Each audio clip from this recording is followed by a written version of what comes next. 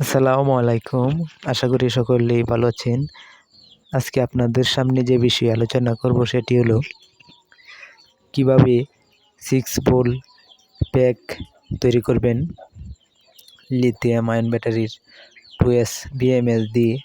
দেখুন, আমি কষ দিয়ে ব্যাটারিগুলো একসাথে আটকিয়ে নিয়েছি। নেওয়ার পরে ভালো মানের পেস্ট এবং ভালো মানের রাং দিয়ে আমি সোল্ডারিং করে নিচ্ছি। এটা অবশ্যই ভালো রাং লাগবে এবং লিথিয়াম আয়ন ব্যাটারির আলাদা পেস্ট আছে, সেই পেস্ট দিলে সহজেই সোল্ডারিং হয়। দেখুন, এই সাইড দিয়ে আমি শর্ট করে দিব পুরা ব্যাটারিগুলো, আর অপর সাইডে দুইটা করে শর্ট করব, প্লাস এবং মাইনাস। এই দেখুন, এদিক দিয়ে পুরা ব্যাটারিগুলো শর্ট করে দেওয়া হয়েছে। অপর প্রান্তে দুইটা ব্যাটারি শর্ট হবে আর দুইটা ব্যাটারি শর্ট হবে, মাইনাস প্লাস।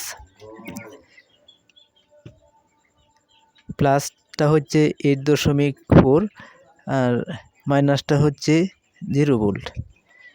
এভাবেই প্যাক তৈরি করতে হবে। ভালো করে দেখুন, যে সাইড দিয়ে পুরা শর্ট করে দেওয়া হয়েছে এই সাইডে 4.2 ভোল্ট। একদম সহজ। আর যারা